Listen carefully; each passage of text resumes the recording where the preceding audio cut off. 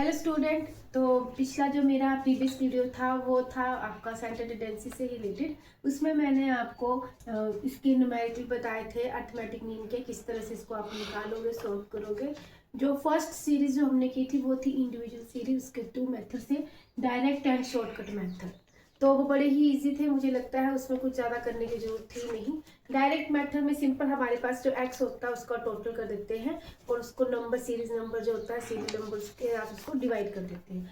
और शॉर्टकट में हमने क्या किया था, उसमें थोड़ा सा अलग था। उसमें उसमें अज्यूम मीन निकाला था और अज्यूम मीन निकाल के हमने क्या किया था, डी निकाला था। और जो डी डेरिवेशन बोलते हैं, जिसको हमने एक्स माइनस ए करके निकाला था।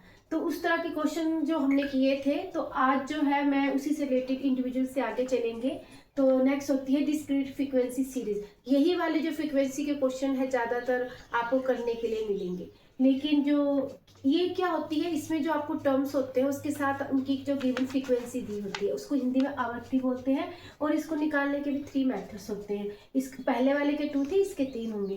पहला है डायरेक्ट मेथड, दूसरा शॉर्टकट, तीसरा होता है step division method. Very important method होता है जो हर जगह आपको देखने को मिलेगा ही मिलेगा। लेकिन इसको मैं बाद में करवाऊंगी, 1 बाय 1 हम क्वेश्चंस को सॉल्व करते जाएंगे। पहला है हमारा डायरेक्ट मेथड। वही चीज दी हुई है, इसमें आपको क्या होता है, एक्स दिया हुआ है, जैसे कि 10, 20, 30, 40, 50। ठीक है, एक्स हमारे पास गिवन है। अब हम क्या करेंगे, फ्रीक्वेंसी निकालेंगे। तो क्या रखेंगे, 4। देखिए अपनी मर्जी है, आप कुछ भी इसमें लिख सकते हैं, ऐसा नहीं है कि आपको वही लिखना है। ये तो जस्ट मैं जो डिजिट देती हूँ वो आपको समझाने के लिए ही देती हूँ।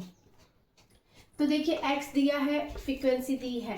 लेकिन अब डायरेक्ट मेथड में क्या करते हैं, इसका जो फॉर्मूला होता है वो फॉर्मूला लिख लेते हैं। वो होता है आपका x bar equal to summation f x upon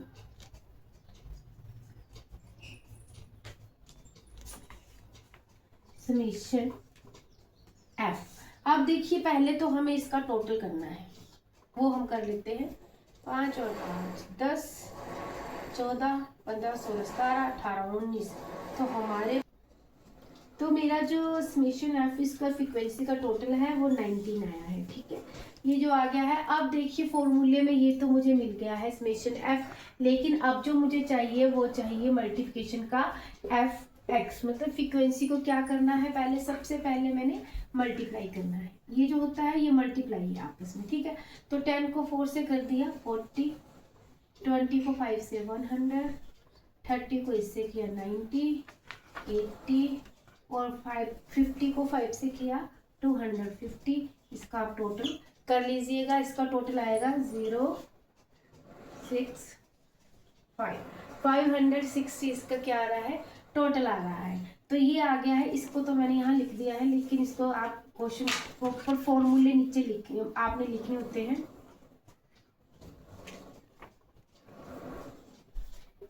देखिए ये लिखेंगे तो हमें पुट करने में आसानी रहती है कि हमने कौन सी चीज निकाली है और फॉर्मूले में वो कहाँ पे पुट होगी। तो देखिए इसका सीधे से क्वेश्चन का आंसर निकल जाएगा। तो हमारा जो समेशन एफ एक्स है वो क्या है, 560 अपॉन जो हमारा फ्रीक्वेंसी का टोटल है 90।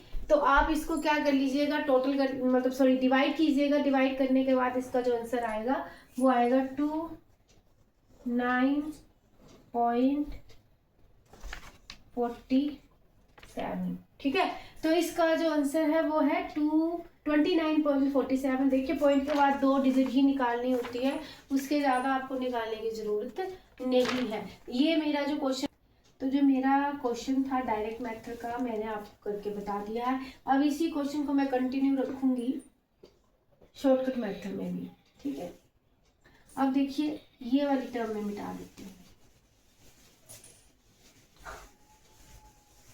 सबसे पहला जब भी हम कोई क्वेश्चन करेंगे सबसे पहले उसका क्या होता है, फॉर्मूला लिखना है। फॉर्मूले से हमें ये पता चल जाता है कि हमें क्वेश्चन में क्या क्या निकालना है और क्या क्या हमें वो चाहिए। तो देखिए इसमें अज्यूमिंग मैंने पिछली बार के मेथड में बताया था, शॉर्टकट में ए आता है और आएगा समेशन, एक आपको मैंने डी बताया था। ठीक है, डी। तो इसमें अब ये एफ आ गया है तो एफ लगेगा, समेशन एफ, ठीक है। ये बन गया इसका formula, assume mean plus summation F D, मतलब कि फ्रीक्वेंसी को आपने डी से मल्टीप्लाई करना है और टोटल करना है एफ। देखिए सबसे पहले तो ए निकाल लेती हूँ। ए मैं अपनी मर्जी से 30 को ले लेती हूँ। 30 को क्या माना मैंने, ए माना है। अब देखिए इसमें मुझे क्या निकालना है, डी निकालना है। इस क्वेश्चन में क्या निकालेंगे हम, डी निकालेंगे। तो डी निकालने के लिए क्या करूंगी, जो आपका माइनस करना है x माइनस ए, तो 30 में से फ्रीक्वेंसी से मत भाई माइनस करने लग पड़ना, तब आपका क्वेश्चन बिल्कुल गलत हो जाएगा। वैसा बिल्कुल नहीं करना है।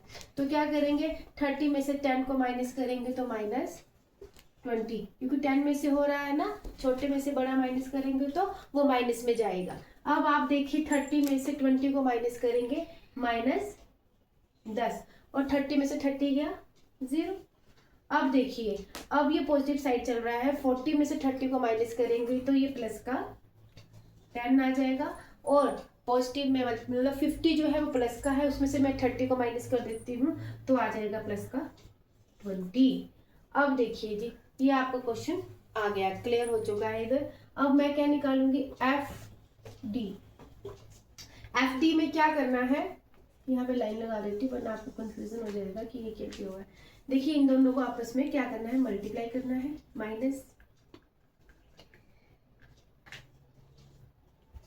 और देखिए 3 को अगर इससे करेंगे 0 से तो 0 ही आएगा, ये प्लस का 20 प्लस का, तो मेरा जो है एफ डी आ गया है पॉजिटिव में। देखिए जो आपका ये है माइनस का 80 माइनस का 50, इसका हम अलग से टोटल करेंगे।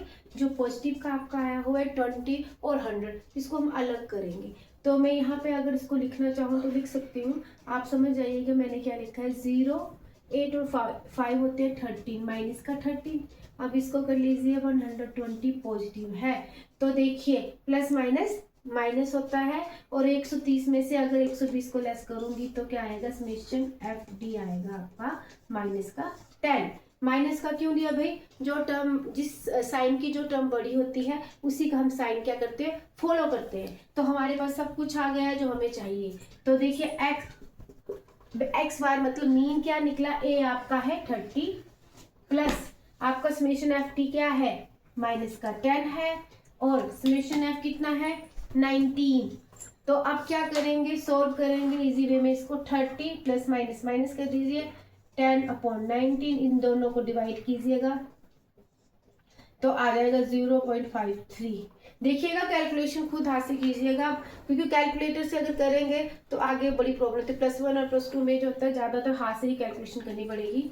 तो जब इसमें से मैं इसको माइनस करूंगी तो क्या आंसर आएगा 29.47। जो मैंने डायरेक्ट मेथड से आंसर निकाला था वैसे का वैसा, इतनी अच्छी कैलकुलेशन, इतनी मतलब डी निकालने के बाद भी मेरा सिमिलर आंसर आ रहा है। इसका मतलब है जो मैंने फॉर्मूला ये वाला भी अप्लाई किया है बिल्कुल सही है।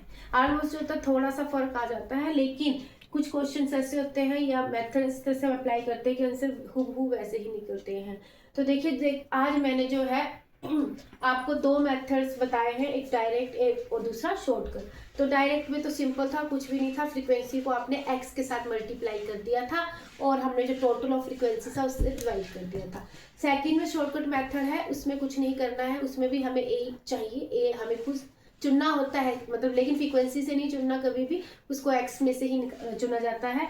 उसके बाद हम डी निकालते हैं, डी आपका निकलता है एक्स माइनस ए। तो हम जब डी निकाल लेंगे तो डी को क्या करेंगे, एफ से फ्रीक्वेंसी से मल्टीप्लाई करेंगे।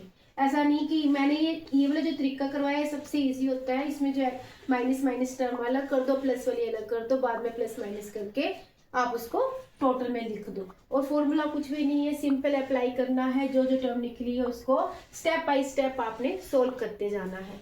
तो बच्चों आज के लिए ही इतना ही, मिलेंगे नेक्स्ट वीडियो में, धन्यवाद।